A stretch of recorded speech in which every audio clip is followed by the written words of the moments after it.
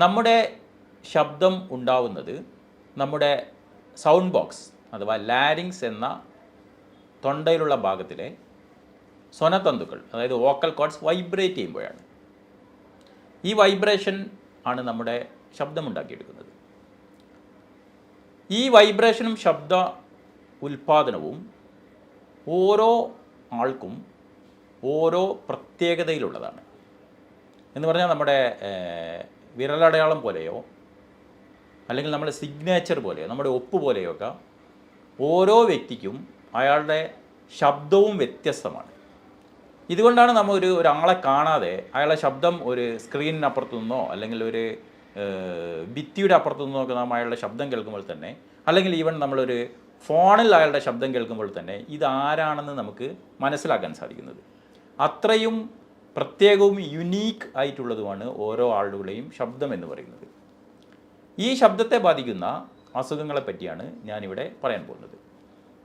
ഈ സ്വനതന്തുക്കൾ, അതായത് വോക്കൽ കോർഡ്സിൽ ഉണ്ടാവുന്ന എന്തൊരു വ്യത്യാസവും, അതൊരു ചെറിയ തടിപ്പാവട്ടെ, അവിടെ വരുന്നൊരു ഇൻഫെക്ഷൻ ആവട്ടെ, അവിടെ വരുന്നൊരു മുഴയാവട്ടെ, അവിടെ വരുന്നൊരു ട്യൂമറാവട്ടെ, ഇത് നമ്മുടെ ശബ്ദത്തിനെ മാറ്റും. അതുകൊണ്ട് തന്നെ ശബ്ദവുമായി ബന്ധപ്പെട്ട സ്വനതന്തുക്കൾക്കുണ്ടാകുന്ന വോക്കൽ കോർഡ്സ് ഉണ്ടാകുന്ന അസുഖങ്ങൾ വളരെ പ്രാരംഭദശയിൽ തന്നെ നമുക്ക് അറിയാൻ സാധിക്കും. അവിടെ ചെറിയൊരു തടിപ്പോ ഒരു നീരോ വോക്കൽ കോർഡ്സിൽ വരുമ്പോഴേക്കും നമ്മുടെ ശബ്ദത്തിന് വ്യതിയാനം വരും. അപ്പം നമുക്ക് തന്നെ അത് തിരിച്ചറിയാം. അല്ലെങ്കിൽ നമ്മുടെ ശബ്ദം കേൾക്കുന്ന ആളുകളൊക്കെ നമ്മളോട് ചോദിക്കാൻ തുടങ്ങും, നിങ്ങളുടെ ശബ്ദം മാറിയിട്ടുണ്ടല്ലോ, ശബ്ദം മാറിയിട്ടുണ്ടോ എന്നുള്ളത്. അപ്പോൾ ഈ സൗണ്ട് ബോക്സ് അല്ലെങ്കിൽ സ്വനതന്തുക്കളെ ബാധിക്കുന്ന അസുഖങ്ങളെ നമുക്ക് ഏറ്റവും പ്രധാനമായും സാധാരണയായി കണ്ടുവരുന്നത് തൊണ്ടയിലുണ്ടാകുന്ന ഇൻഫെക്ഷൻ സൗണ്ട് ബോക്സിലേക്കും സ്പ്രെഡ് ചെയ്യുന്നു. ആ ഇൻഫെക്ഷൻ അവിടെ കുറച്ച് നീരുണ്ടാക്കുന്നു, ശബ്ദത്തിന് വ്യതിയാനം വരുന്നു, നാം മരുന്ന് കഴിക്കുന്നു, അത് മാറുന്നു. ഇതെല്ലാം സാധാരണ ഒരു 5 ദിവസമോ 7 ദിവസം കൊണ്ടോ മാറിപ്പോകുന്ന അസുഖങ്ങളാണ്. കൂടെ ചിലപ്പോൾ ചുമയോ തൊണ്ടവേദനയോ ഒക്കെ ഉണ്ടായേക്കുന്നു വരാം. മറ്റു ചില അസുഖങ്ങളെ പറ്റിയും ആണ് ഞാനിവിടെ കൂടുതലും പറയാൻ പോകുന്നത്. കൂടുതലായിട്ടും ശബ്ദം കൊണ്ട് ജോലി ചെയ്യുന്ന ആളുകളുണ്ട്. അതായത് നമ്മുടെ ടീച്ചേഴ്സ്, അതേപോലെ തന്നെ പ്രാസംഗികന്മാർ, ഇങ്ങനെയുള്ള ആളുകൾ ശബ്ദം കൂടുതൽ ഉപയോഗിക്കുന്ന ആളുകളാണ്. അതുകൊണ്ട് തന്നെ അവരുടെ വോക്കൽ കോർഡ്സും കൂടുതൽ വർക്ക് ചെയ്തുകൊണ്ടിരിക്കുന്നുണ്ട്. ഈ വർക്ക്, അതായത് നമ്മുടെ സ്വനതന്തുക്കളുടെയോ വോക്കൽ കോർഡ്സിൻ്റെയോ ഓവർ യൂസിനോ മിസ്യൂസിനോ ഒക്കെ കാരണമാവും. വേറൊരു വിഭാഗമാണ് പാട്ടുകാർ. ഈ പാടുന്ന ആളുകളുടെയും വോക്കൽ കോർഡ്സ് വളരെ സ്ട്രെയിൻ ചെയ്യുന്ന ഒരവസ്ഥയിലേക്ക് പലപ്പോഴും പോകാറുണ്ട്. ഇവരിലെല്ലാം ഇങ്ങനെയുള്ള വോക്കൽ കോർഡ് സ്ട്രെയിൻ കൂടുമ്പോൾ, അല്ലെങ്കിൽ ശബ്ദത്തിൻ്റെ ഓവർ യൂസ് വരുമ്പോൾ സ്വനതന്തുക്കളിൽ വോക്കൽ കോർഡുകളിൽ ചെറിയ തടിപ്പുകൾ, അതായത് വോക്കൽ കോർഡ് നൊഡ്യൂളുകൾ ഉണ്ടാകാൻ സാധ്യതയുണ്ട്. ഈ നൊഡ്യൂളുകൾ അവരുടെ ശബ്ദത്തെ പരിവരുത്തതാക്കി മാറ്റും. ഇത് കൂടാതെ ചിലപ്പോൾ പെട്ടെന്നുണ്ടാകുന്ന ഒരു ഷൗട്ടിങ്ങോ അല്ലെങ്കിൽ ഒരു ഒച്ചയിടലോ ഒക്കെ വോക്കൽ പോളിപ്പുകളുടെ ഫോർമേഷനും കാരണമാവും. അപ്പം ഇത്തരം ശബ്ദ വ്യതിയാനം വന്നു കഴിഞ്ഞാൽ നാം അത്തരം രോഗികളുടെ സ്വനതന്തുക്കളെ, വോക്കൽ കോർഡ്സിനെ വീഡിയോ ലാരിങ്കോസ്കോപ്പി എന്ന പരിശോധനയ്ക്ക് വിധേയമാക്കുകയാണ് ചെയ്യുന്നത്. ഈ വീഡിയോ ലാരിങ്കോസ്കോപ്പി പരിശോധനയിലൂടെ നമുക്ക് വോക്കൽ കോർഡിൻ്റെ അവസ്ഥയും വോക്കൽ കോർഡിൻ്റെ മൂവ്മെൻറ്റും എല്ലാം കൃത്യമായിട്ട് മനസ്സിലാക്കാൻ സാധിക്കുകയും ഇത്തരം രോഗങ്ങളെ നമുക്ക് നേരത്തെ തന്നെ കണ്ടെത്താൻ സാധിക്കുകയും ചെയ്യും.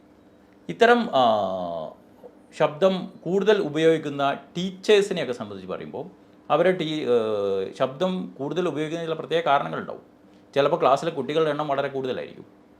ചിലപ്പം വിവിധ ക്ലാസ്സുകൾ തമ്മിൽ ഭിത്തിയൊന്നും പ്രോപ്പറായിരിക്കില്ല. അപ്പം മറ്റേ ക്ലാസ്സിൽ നിന്നുള്ള ശബ്ദത്തിനെയും കൂടിയും കവച്ചു വെക്കുന്ന തരത്തിൽ പറഞ്ഞെങ്കിൽ മാത്രമേ സ്വന്തം ക്ലാസ്സിൽ തന്നെ ശബ്ദം കേൾക്കൂ എന്നുള്ള അവസ്ഥ ഉണ്ടാവും. അതല്ലെങ്കിൽ അവർ ജോലി ചെയ്ത സമയം കൂടുതലായിരിക്കും, ഒരുപാട് സമയം ക്ലാസ് എടുത്തുകൊണ്ടിരിക്കുന്ന ആളുകളായിരിക്കും. അതല്ലെങ്കിൽ എക്സ്ട്രാ ക്ലാസ്സുകൾ എന്തെങ്കിലും എടുക്കുന്നുണ്ടാവും അവർ. ഇത്തരം കാര്യങ്ങളൊക്കെ അവരുടെ വോയിസ് ഓവർ യൂസിനും ശബ്ദ സ്വനതന്തുക്കളിലുള്ള ഇത്തരം നൊഡ്യൂളുകളുടെയും പോളിപ്പുകളുടെയൊക്കെ ഫോർമേഷനും കാരണമാവും. ഇത്തരം നൊഡ്യൂളുകളും ഫോർമേഷനും വന്നു കഴിഞ്ഞാൽ ആദ്യമായിട്ട് നാം അവർക്ക് പറയുന്നത് ഇത്തരം വോയിസ് ഓവർ യൂസും അമിതമായ ശബ്ദമൊക്കെ ഒഴിവാക്കാനാണ്. ഇങ്ങനെ കുറച്ചു കാലം പോകുമ്പോൾ പല കേസുകളിലും അവരുടെ ശബ്ദം നോർമലിലേക്ക് തിരിച്ചു വരും. ചില കേസുകളിൽ ഇത്തരം നൊഡ്യൂളുകളും പോളിപ്പുകളും നാം മൈക്രോ ലാരിങ്കൽ സർജറി വഴിയോ വീഡിയോ ലാരിങ്കോസ്കോപ്പിക് സർജറി വഴിയോ നീക്കം ചെയ്യേണ്ട അവസ്ഥയും ഉണ്ടാവാറുണ്ട്. സ്വനതന്തുക്കളുമായി ബന്ധപ്പെട്ട് പറയുന്ന വേറൊരു പ്രധാനപ്പെട്ട ഗുരുതരമായ അസുഖമാണ് തൊണ്ടയിലുണ്ടാകുന്ന, സ്വനതന്തുക്കളിലുണ്ടാകുന്ന, വോക്കൽ കോർഡിലുണ്ടാകുന്ന ക്യാൻസറുകൾ. ഇത് പൊതുവെ കൂടുതലും കണ്ടുവരുന്നത് പുകവലി പോലുള്ള ശീലമുള്ള ആളുകളിലാണ്. കാരണം പുകവലിയുടെ പുക കടന്നു പോകുന്ന ഒരു ഭാഗമാണ് നമ്മുടെ സൗണ്ട് ബോക്സ് അല്ലെങ്കിൽ വോക്കൽ കോഡ്സ് എന്നൊക്കെ പറയുന്നത്. ഇതവിടെ ഡയറക്റ്റായിട്ട് തന്നെ ഹിറ്റ് ചെയ്യുകയും അവിടെ ക്യാൻസറിന് കാരണമാവുകയും ചെയ്യും. ഇത്തരം സ്വരവ്യത്യാസങ്ങൾ വന്നു കഴിഞ്ഞാൽ അത് നമ്മുടെ ഈ സാധാരണ ചികിത്സ കൊണ്ടോ 1-2 ആഴ്ചയുള്ള മരുന്ന് ചികിത്സ കൊണ്ടോ ഒന്നും മാറില്ല. അങ്ങനെ മാറാതെ വരുമ്പോൾ നാം ഇത്തരം രോഗികളെയും വീഡിയോ ലാരിംഗോസ്കോപ്പി പരിശോധനയ്ക്ക് വിധേയമാക്കുകയും സംശയമുള്ള ഇത്തരം മുഴകൾ കണ്ടു കഴിഞ്ഞാൽ അവിടെ നാം ബയോപ്സിക്ക് വിധേയമാക്കുകയാണ് ചെയ്യുന്നത്.